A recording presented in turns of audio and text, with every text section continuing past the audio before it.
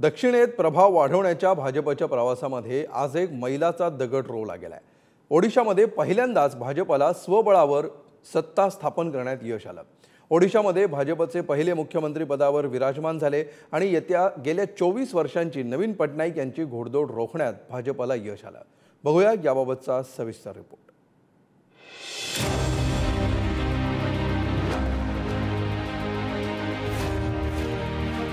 ओडिशाच्या राजकीय आखाड्यातले हे दोन प्रमुख चेहरे, मावळते मुख्यमंत्री नवीन पटनाईक आणि उगवते मुख्यमंत्री मोहन चरण माझी। गेली 24 वर्ष इतरांना शपथविधीचं आमंत्रण देणारे नवीन पटनाईक यंदा पहिल्यांदाच शपथविधीचं आमंत्रण स्वीकारताना दिसले। नुकत्याच झालेल्या विधानसभा निवडणुकीत 147 पैकी 74 जागा जिंकत भाजपनं स्वबळावर सत्ता स्थापन केली आहे। मोहन चरण माझी हे ओडिशातील भाजपचे पहिले मुख्यमंत्री बनले। भाजपच्या दक्षिण दिग्विजयाचं स्वप्न एक पाऊल पुढे घेऊन जाणाऱ्या या शपथविधीला पंतप्रधान नरेंद्र मोदी आणि केंद्रीय गृहमंत्री अमित शहा यांच्यासह भाजप शासित राज्यांच्या मुख्यमंत्र्यांनी आवर्जून हजेरी लावली। त्याचप्रमाणे मावळते मुख्यमंत्री नवीन पटनाईक हे देखील या सोहळ्याला उपस्थित होते। महाराष्ट्राप्रमाणे ओडिशातही 2 उपमुख्यमंत्री कारभार पाहणार आहेत। मुख्यमंत्री पदाच्या शर्यतीत असणाऱ्या केवी सिंग देव आणि पार्वती परिदा यांनी अखेर ओडिशाचे उपमुख्यमंत्री म्हणून शपथ घेतली।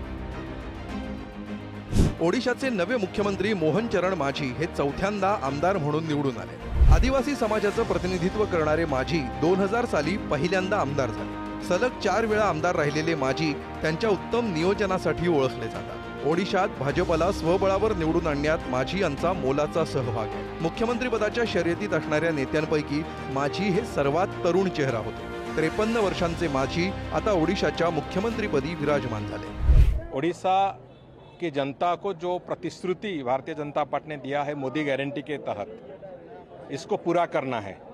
इसीलिए जो पॉलिटिकल विल पावर की ज़रूरत है वो भारतीय जनता पार्टी उसको आज से शुरू कर रहा है काम। पहला कैबिनेट आज है।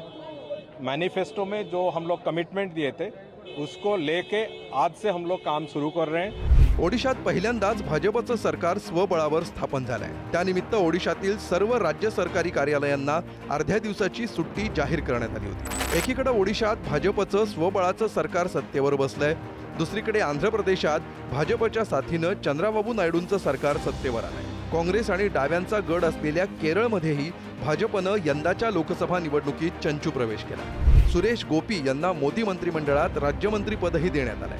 लोकसभा निवडणुकीत उत्तर प्रदेश आणि महाराष्ट्रात भाजपला खड्डा पडला असला तरी हळूहळू दक्षिणेकडील राज्यात भाजपच्या पायाभरणीला सुरुवात झाल्याचं चित्र आहे। ओडिशातील सत्तेच्या रूपानं दक्षिण विजयाच्या भाजपच्या रथाला आणखी बळ मिळणार हे नक्की। ब्युरो रिपोर्ट, पुढारी।